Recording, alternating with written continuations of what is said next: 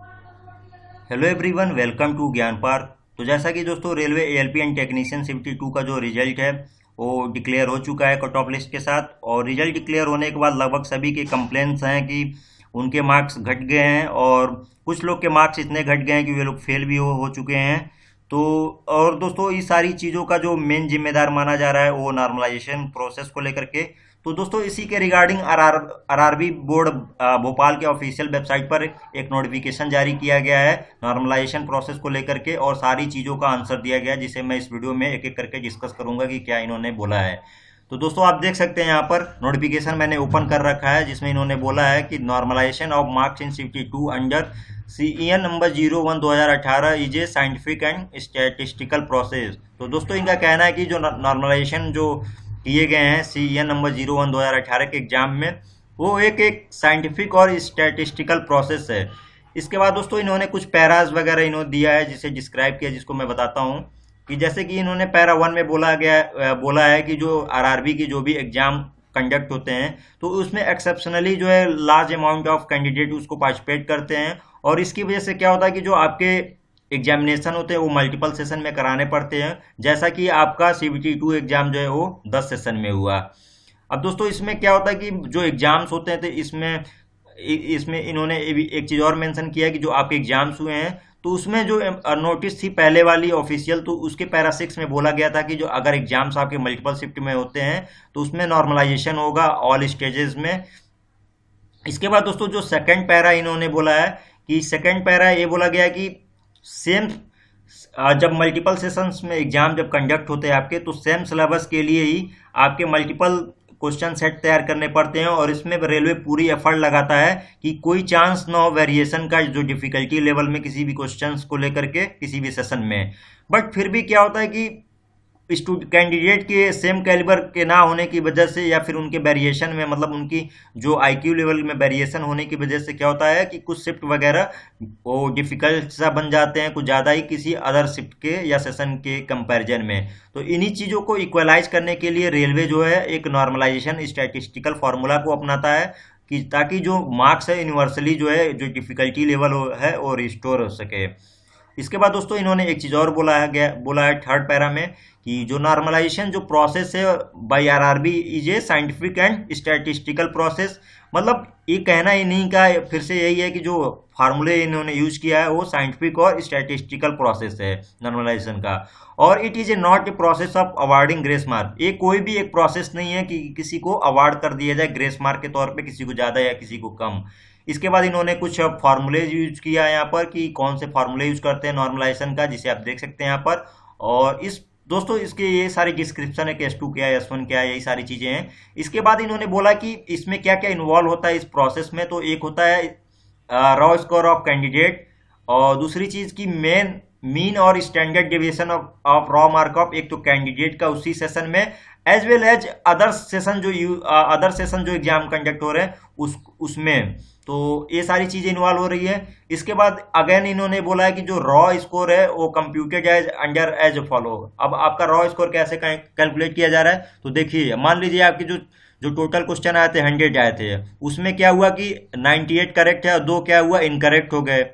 इसके बाद अब क्या हुआ कि आपने उसमें क्वेश्चन अटेम्प्ट किए 60, और 60 क्वेश्चन अटेम्प्ट करने में आपके जो आंसर है उसमें 54 करेक्ट हैं और 6 जो है आपके गलत हो गए दोस्तों।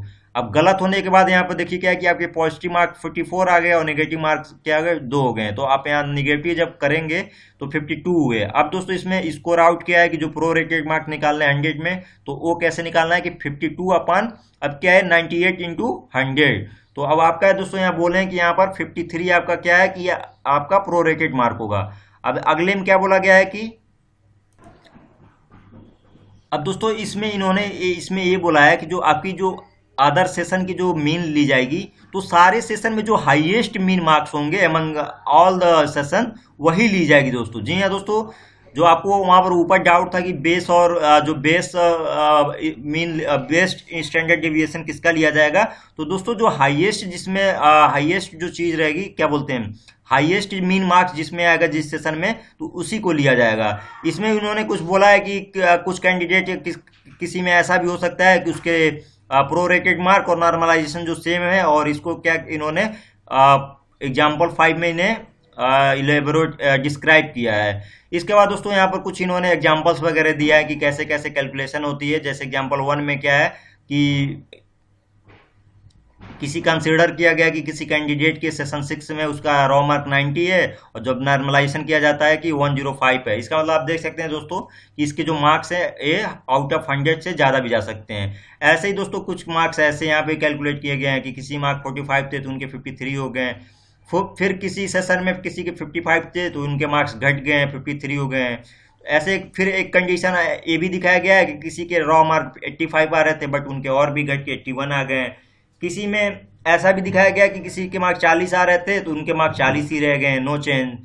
इसी प्रकार एग्जांपल 6 में दिखाया गया है कि एक कैंडिडेट के मार्क 63 थे तो यहाँ पे 69 हो गए। फिर 7 में भी ऐसे ही कुछ है, 73 से 70 हो गए हैं यहाँ। तो दोस्तों ये तो कुल मिला जुला के इनका एग्जाम्पल था। अब इन्होंने कंक्लूजन क्या निकाला है दोस्तों, वही चीज जो मैं अभी बोल रहा था कि किसी सेशन में मान लीजिए आपने किसी सेशन में पेपर देने गए और आपके मार्क्स घट गए और आप ही के सेम सेशन में किसी के मार्क्स बढ़ गए सेम क्वेश्चन सेम सेट में। तो दोस्तों ऐसा हो सकता है, ऐसा पॉसिबल है। इन्होंने बोला है कि increase decrease of one candidate में differ from increase decrease of another candidate in the same session as the raw mark is also one of the parameter in calculation which is different for different. तो दोस्तों इन्होंने बोला कि जब वहाँ parameters use करते हैं तो इसकी वजह से ऐसा नहीं है कि किसी के मार्क्स बढ़ रहे हैं तो आपके भी मार्क्स बढ़ जाए सेम सेशन में, ऐसा नहीं है, घट बढ़ सकता है।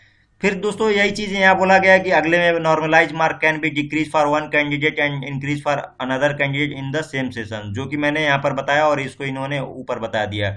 इसके बाद क्या बोला है कि 5.3 में the variation in normalize mark of a candidate depends on average of the candidateship score of the candidate, standard deviation of candidateship, base shift with highest average and standard deviation. तो दोस्तों ऊपर जो मैंने चीजें बताई कि क्या क्या पार्टिसिपेट करती है नॉर्मलाइजेशन प्रोसेस में, raw mark of candidate, mean and standard deviation of candidate as well as जो अदर शिफ्ट में जो मीन एंड स्टैंडर्ड डेविएशन लिया गया और बेस, तो उस पर डिपेंड करता है। इसके बाद दोस्तों जो आखिरी बोला गया है कि क्या किसी के 100 से ज़्यादा मार्क आ सकते हैं किसी केस में, तो हाँ इन्होंने बोला कि किसी अगर डिफिकल्ट सेशन में और कोई कैंडिडेट बहुत अच्छा परफॉर्मेंस करता है, जैसा कि एग्जांपल 1 में यहाँ पर दिखाया गया है, जैसा देख सकते हैं कि इसके 105 आ रहे हैं, तो ऐसी पॉसिबल है। तो ये सारी दोस्तों यहाँ पर कल ही की डेट में 6 अप्रैल को डिक्लेयर हो चुकी थी chairperson of railway recruitment board के द्वारा, जो आज की ऑफिशियल वेबसाइट पर आ जाए, जिसे मैं इस वीडियो में डिस्कस किया।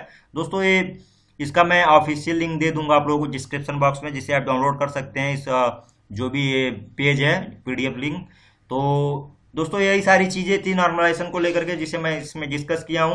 अगर अभी भी दोस्तों आपको कोई देखिए रेलवे ने सारी चीजें इसमें क्लियर कर दी, एक चीज नहीं बोला कि उन्होंने डेटा कौन सा यूज किया, डेटा क्या क्या कैसे लिया, तो ये सारी चीजें नहीं डिक्लेयर की, कुछ चीजें बाकी दोस्तों यहाँ पर रेलवे इस जैसे ग्रुप डी में हुआ था उसी प्रकार इसमें भी अपनी जो सफाई थी उसने दे दी। तो दोस्तों यही सारी चीजें थी जिसे मैं इस वीडियो में डिस्कस किया। तो दोस्तों इस वीडियो को लाइक कीजिए, ज़्यादा से ज़्यादा शेयर कीजिए अगर अपने फ्रेंड्स के साथ, और दोस्तों अगर कोई क्वेरी हो तो कमेंट कीजिएगा। और अभी तक दोस्तों चैनल को सब्सक्राइब नहीं किया तो प्लीज़ चैनल को सब्सक्राइब कर लीजिए, ताकि रेलवे से रिलेटेड जो भी अपडेट्स आती रहती है मैं इस चैनल पे आपको प्रोवाइड करता रहता हूं, जो आपको मिस ना हो। तो चलिए दोस्तों मिलता हूं एक नए वीडियो में नए अपडेट के साथ, तब तक के लिए goodbye, thank you, all the best.